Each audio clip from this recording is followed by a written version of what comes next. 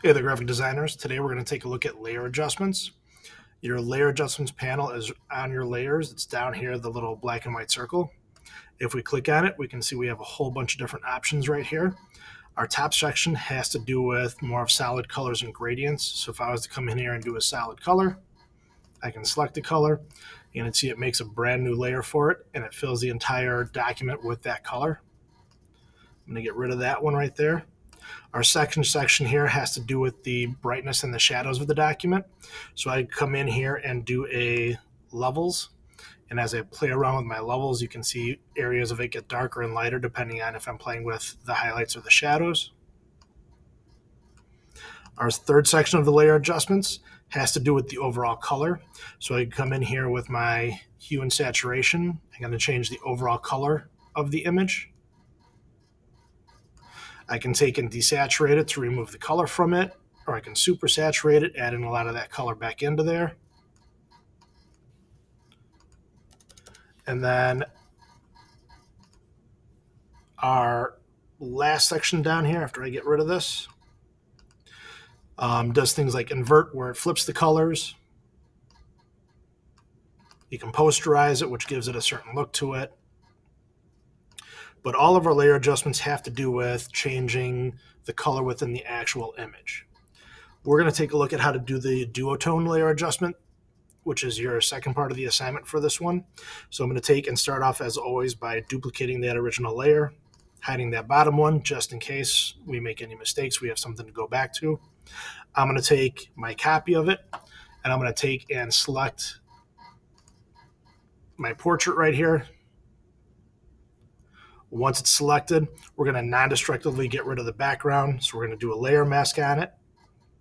Remember that the layer mask, the black part is hiding and the white part is showing what is affected.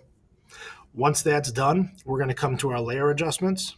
We're going to throw a solid color, and we're going to set this for black because we want to have a black background behind the portrait. So I just slid that layer down right there. Once that's done, we're going to go with another solid color. And I'm going to choose a darker color. I'm going to go with the blue. It's up to you guys what colors you guys want to use. But once we place that blue on there, I want to be able to see through it. So we have layer blends, which are right here. This affects how your different layers interact with each other. So you can see how that blue's affecting that image of Danny DeVito down below it. So we're going to come down to color.